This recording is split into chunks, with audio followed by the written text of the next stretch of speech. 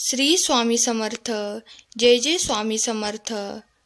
आज देव तुम्हाला म्हणतोय, माझ्या प्रिय बाळांनो, तुमच्या जीवनात येणाऱ्या क्षणामध्ये परिवर्तनाची आणि आशीर्वादाची मोठी संधी आहे. पुढील 10 मिनिटे तुझ्यासाठी महत्त्वाची आहेत. आयुष्यामध्ये येणाऱ्या संकटांना नेहमी संधी म्हणून स्वीकारा. काय माहीत, ही संधी तुम्हाला एक दिवस यशाच्या शिखरावर घेऊन जाईल. प्रसंग आणि विषय कोणताही असू दे, तू मात्र तुझे शब्द हे योग्यच वापर. कारण केव्हाही प्रसंग किंवा विषय हे विसरले जातात, पण शब्द तसेच लक्षात राहतात. बाळा, एक गोष्ट लक्षात ठेव, कोणतीच गोष्ट करणे हे अशक्य नसते. कमी पडतो तो तुमचा प्रयत्न. त्यामुळे प्रयत्न मनापासून कर. अशक्य गोष्ट सुद्धा शक्य होईल.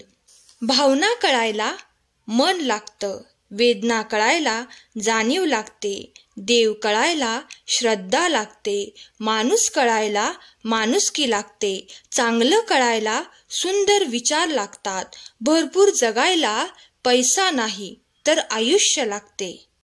स्वामी, मी मागत राहीन, तुम्ही देत राहाल, पण शेवटचं वचन द्या ना, तुम्ही कधीही सोडणार नाही या बाळाची साथ आणि कधीच नाही काढणार या डोक्यावरचा हात.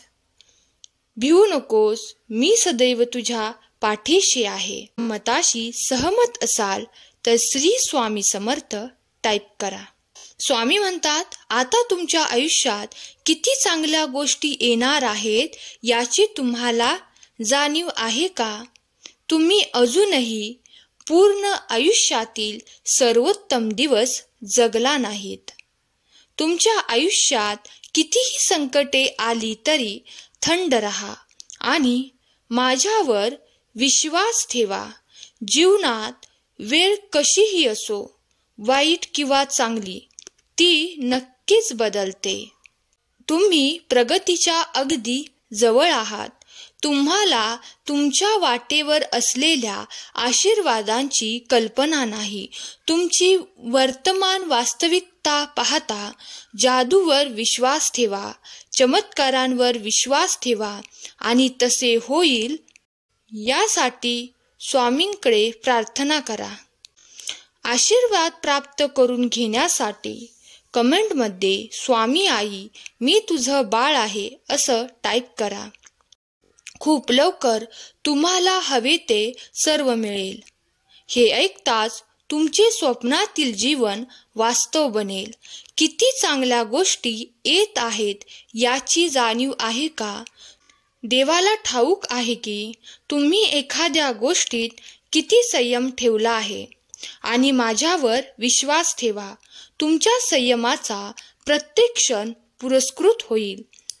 जेव्हा देव मनुष्याची परीक्षा घेतो तेव्हा तो मनुष्याची शक्ती देखील वाढवतो, जेणेकरून तो अधिक बुद्धिमान आणि अधिक सामर्थ्यवान बनतो.